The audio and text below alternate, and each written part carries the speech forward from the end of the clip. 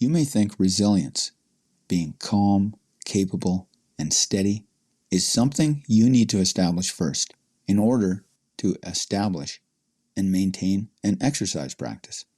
But that's not necessarily true. You can establish and maintain an exercise practice to help you become resilient. And then that resilience makes it easier to stick with and progress your exercise practice. That loop spins both ways, and that matters because stress can be sneaky. Stress can make you feel less capable, more reactive, and more drained. It can also make your brain interpret effort as threat. So exercise doesn't just improve fitness. It helps your body and mind relearn how to respond to stress. Hey there, it's me, Core, and you're listening to Exercising Self-Control from Fitness to Flourishing. There are levels to this. Level 1, start by changing the signal your body is sending.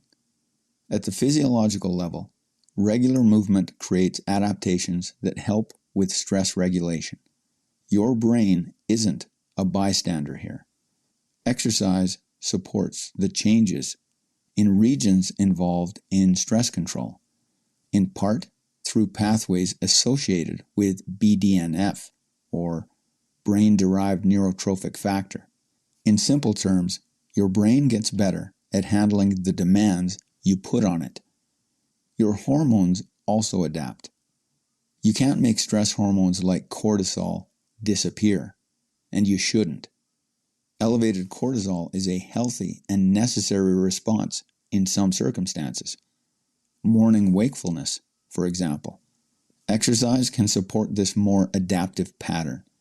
Activation when needed, followed by more efficient recovery. And your nervous system learns flexibility. Physical activity improves the balance between arousal and recovery, helping you transition from high alert back toward a holding pattern faster.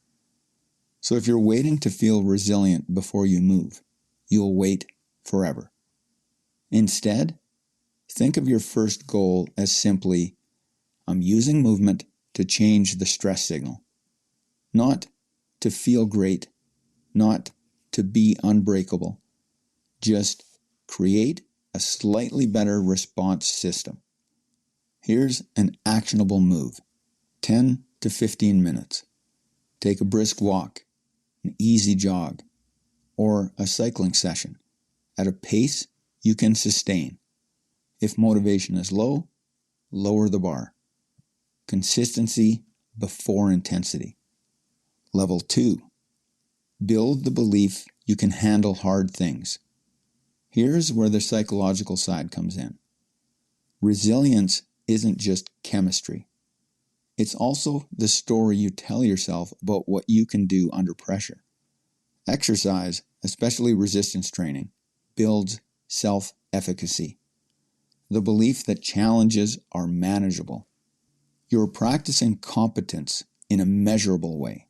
Rep after rep, set after set. You learn, I can work through strong resistance and recover.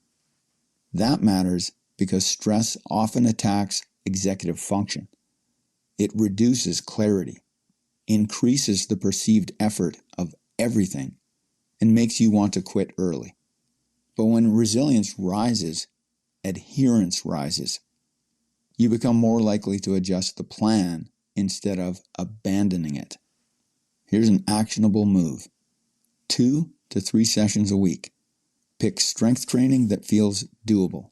For example, bodyweight squats, push-ups on an incline, rows with a stretch band, dumbbell work. Keep it simple and focused. Leave the session with the feeling, I showed up and I got the work done. Level 3. Make resilience training a routine, not a mood. There's also a recovery layer that people miss. Mind-body practices like yoga and Tai Chi can reduce symptoms associated with anxiety and depression and improve perceived stress. More importantly, They teach you how to regulate attention and breath. These are skills that transfer directly into daily life. So exercise becomes more than workouts. It becomes a practice. Here's an actionable move. Consider this your resilience anchor. Add one small routine after movement. 3 to 5 minutes of slow breathing, gentle mobility, or a short cool down with a calm focus. This is how you train your system to associate effort with recovery instead of with dread. The key insight: resilience is built, then spent. So here's the synthesis. Exercise helps you regulate stress in body, brain, and hormones. Resilience makes it easier to continue, especially when stress makes you want to stop.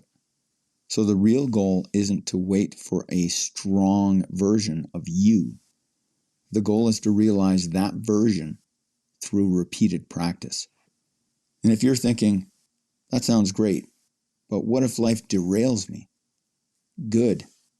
That's exactly when a routine matters most. Use a minimum viable rule. If you can't do the full session, do the smallest version you can complete without drama.